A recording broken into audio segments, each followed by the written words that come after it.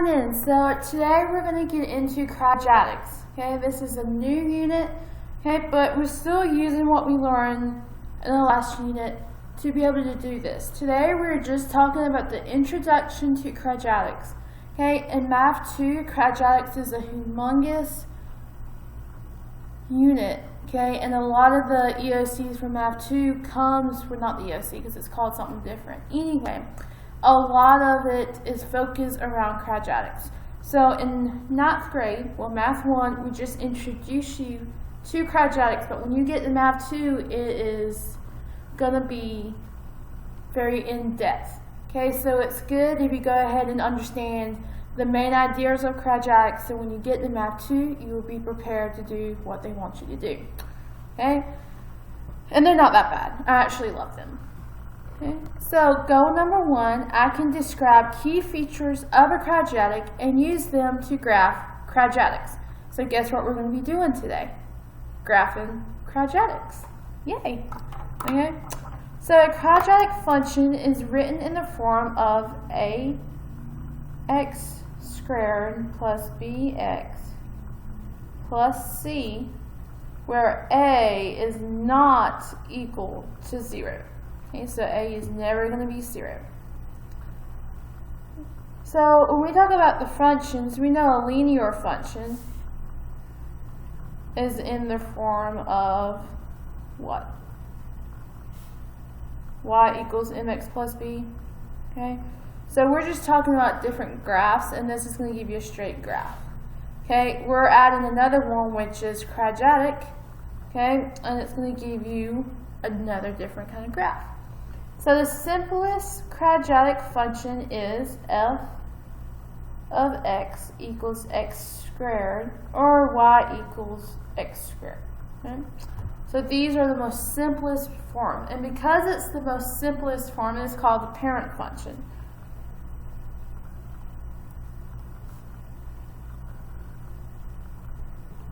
Okay? As long as it has an x squared, you know that's going to be a good indication that it's going to be a quadratic. Okay? The graph of a quadratic function is called a parabola. Okay, I cannot pronounce it. Okay, parabola. There we go.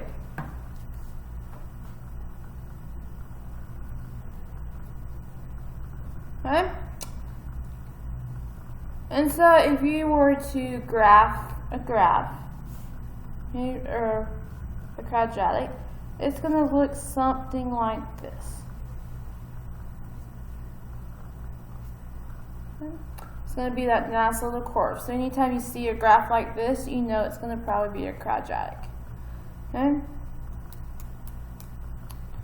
So this point right here. Okay, so it's the highest or lowest point of a parabola.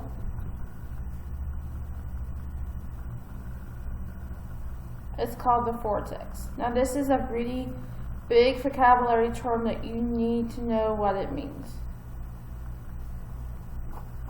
Okay, so the lowest point or the highest point, okay, that point right here is called the vortex. And again, it's a point, so you're going to have an x value and you're going to have a y value. Okay. So this line right here is called the axis of symmetry. So if you fold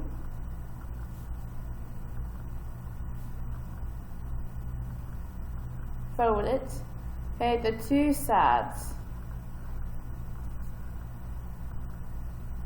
match exactly. Okay, the folded line is called the axis of symmetry. Again, this is another one you're gonna have to know. Okay, so this line basically says Okay, it goes right through the middle of it, and if you fold it, it's going to be exactly the same. Okay, what's on one side is going to be exactly what's on the other side. So this line is called the axis of symmetry. And you may want to pause the video to finish copying this down, but I am going to move on. Okay, so if I have a graph, it's like this. Okay, this point right here is called the vertex. Okay, but it's also called the minimum. Okay, so this is the minimum value, okay, that this graph is going to go. It's going to be the lowest. Okay, it's not going to go any lower than this point right here. Okay, if you have a maximum, you're going to have like a sad face. Okay, the max meaning as far up as you can go, it's going to be right here. Okay, and this is also called your vertex, and you're going to have a max. So if it opens up into a smiley face, you're going to have a minimum. So that's the minimum that this graph can go. It's the lowest point. Okay, if you have a sad face, you're going to have a maximum, and that's the highest. Okay, so you need to know these two words and what the graph would look like. So again, if it opens up, you're going to have a minimum. If it opens down, you're going to have a maximum. So that's a lot of vocabulary words, but it is going to help you when we start to graph. Okay, today we're just doing part 1 of graphing, and then we're going to work on it tomorrow too. Okay, so if a parent function, if it is a parent function, okay, the vertex is at 0, 0. Okay, so again, a parent function is just going to look like this. Okay, you're not going to have anything else. You're just going to have x squared. Okay, so to do this, what we're going to do is we're going to make a table. Okay, we're going to start with our vertex, which is 0, 0. Then we're going to do 1, and we're going to do 2. And then we know, since it's the axis of symmetry, I'm going to have -1, -2. So you're just doing the negatives of these two. So you're going to pick 2 points, and then you're going to do another 2 points that is opposite. So then you're going to put these values into the equation. So this one's going to be y equals 1 squared, which is just going to give me 1. Okay, y equals 2 squared, which is going to give me what? 4. Y equals -1 squared, which is going to give me +1. Then if I plug in -2, that's going to give me a +4. Okay? So you're just plugging your x values into your equation, and you're getting your y values. Then you're going to graph. So I have 0, 0. I have 1, 1. 2, 4. -1, 1. And then -2, 4. It does not have to be perfect on your homework. Okay, I'm just making sure that you have your points and you semi-graphed it accurately. Okay. And then that's going to be my graph. So is this going to have a maximum or a minimum? Okay, it's going to have a minimum. I'll put min for short. Okay, so when you graph these, you're going to look at the function. Okay, and then you go into, since this is the vertex is 0, 0, start with 0, 0. Okay, I'm going to do 1 and 2, and then I'm going to do the opposite. So instead of 1, I'm going to have -1. Instead of 2, I'm going to have -2. And that's going to get us that axis of symmetry. So if you look, your 2 1s, okay, is symmetrical. If I fold it, these points are going to be on top of each other. Same thing with these two. So that's why we changed the sign. If you graph the vertex and 2 points, the other 2 points can be mirrored across the axis of symmetry.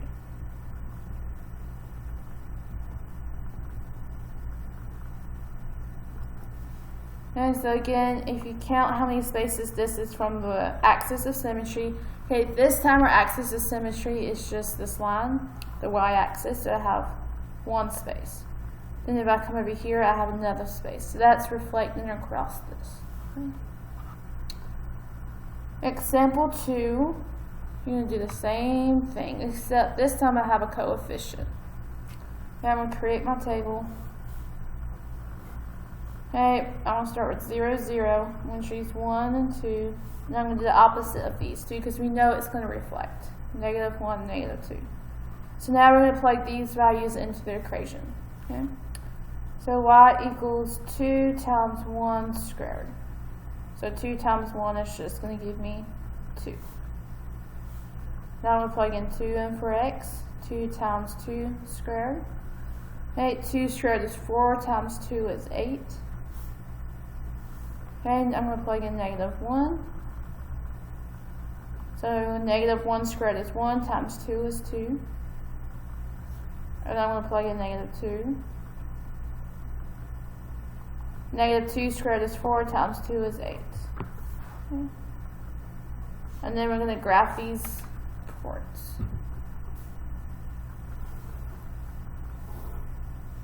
So 0, 0, 1, 2, 2, 8. Negative 1, 2, and then 2, negative 2, 8. And connect. Okay, and that's my graph. So again, I'm going to have a minimum.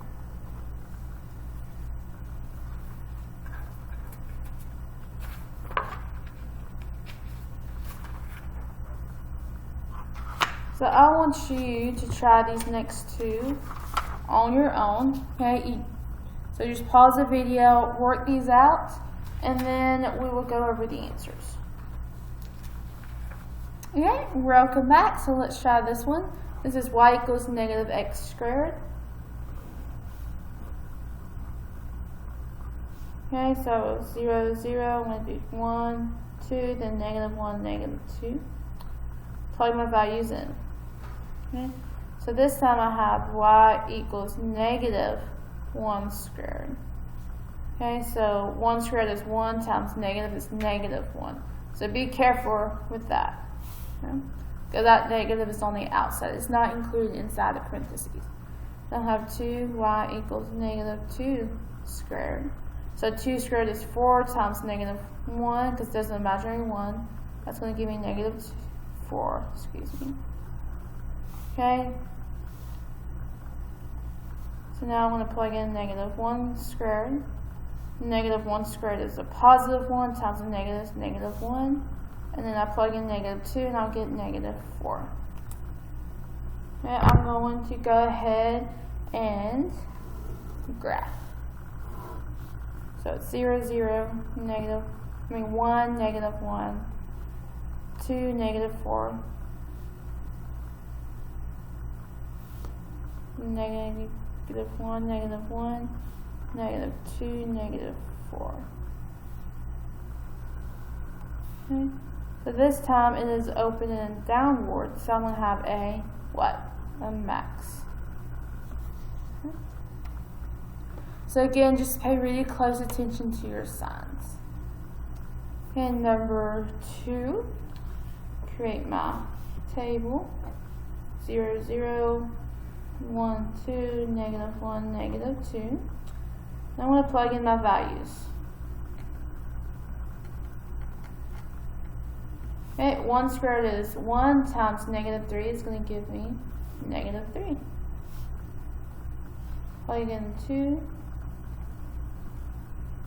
Okay, 2 squared is 4 times negative 3 is 12.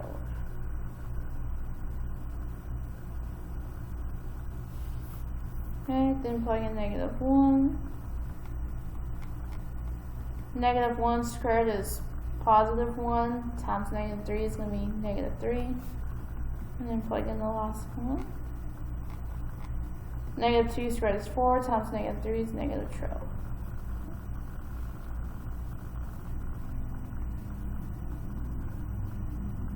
And then I'm going to graph these.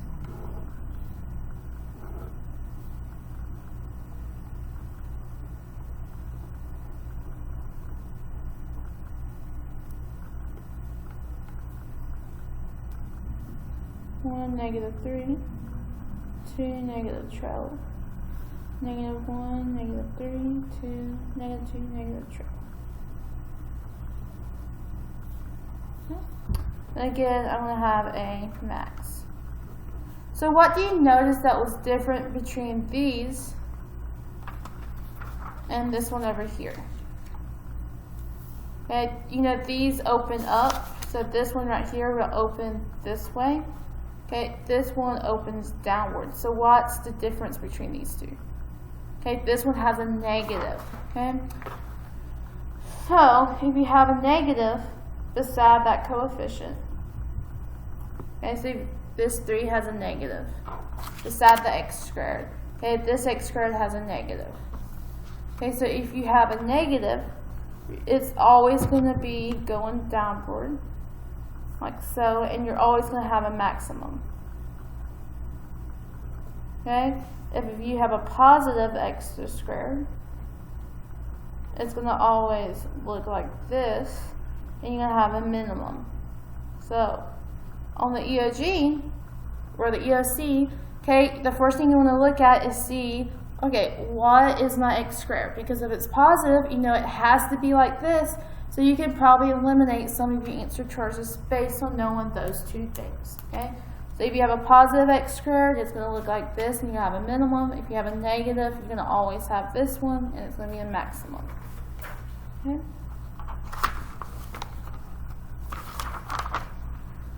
I know this is a long video, okay? Just bear with me. This is good stuff. So the function is written as, if it is written as ax squared plus c.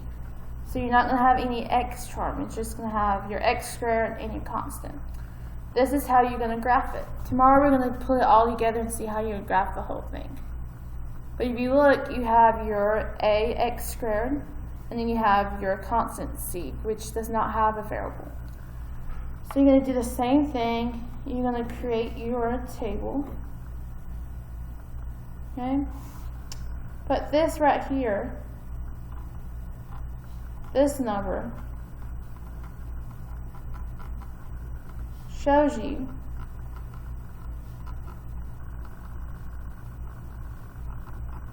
where the vortex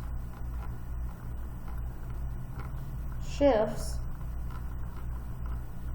on the y-axis. So before we done ones that didn't have a constant, so it was just 0, 0. Okay, we're here, we have a constant, and this is going to show us where it starts off at, on the y-axis. So this graph is going to start right here. That's going to be your vortex, okay? And when is that point? Well, my x value is 0, my y value is 2. So I'm going to go ahead and put that over here. Okay.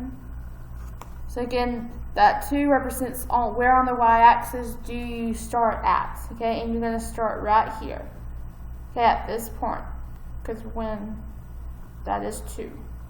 And so your point is always going to be 0, 2. Okay, and so now I'm going to pick some values.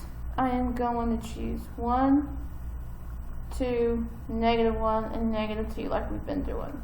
Okay? And I'm going to plug it into the equation. So 1 squared plus 2, that's going to give me 3. 2 squared plus 2 is going to give me 6. 2 squared is 4 plus 2 is 6.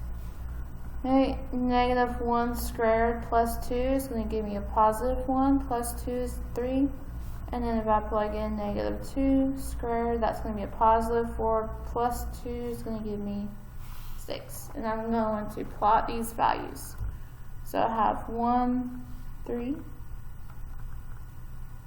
2, 6. I need a tat fit. -1, 3. -2, 6. And I'm going to create my graph.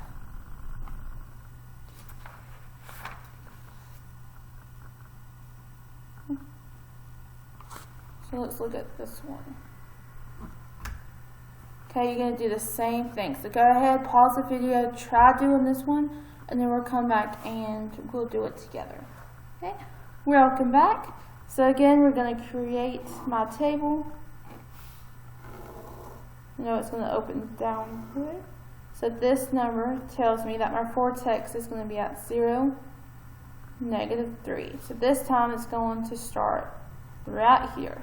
And since we know that is a point, I'm going to go ahead and put that into my table. So 0, -3, I'm going to choose my points.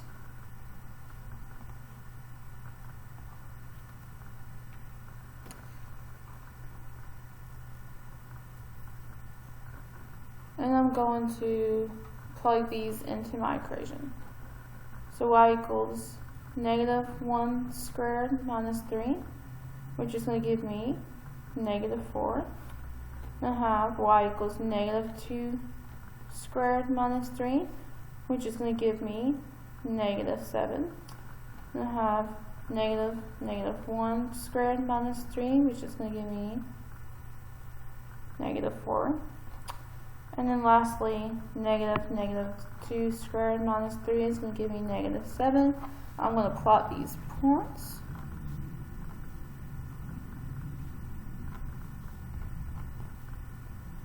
I'm doing the best of my ability. And connect. Okay, and that is my graph. Okay, again, this is the very beginning. Okay, we will get to where we learn how to graph the whole thing, okay? But not right now. So this is all we're doing today. If you have any questions, please let me know. You're going to do some practice problems. Just draw the best you can. Okay, it doesn't have to be 100% accurate, but I have to be able to see your table, your workout solutions, your vortex, and your graph, okay? So I am looking to see if you have the key features. Don't just give me that and call it a day. You have to show me all of your work on your assignment today. Okay, I hope you all have a good day.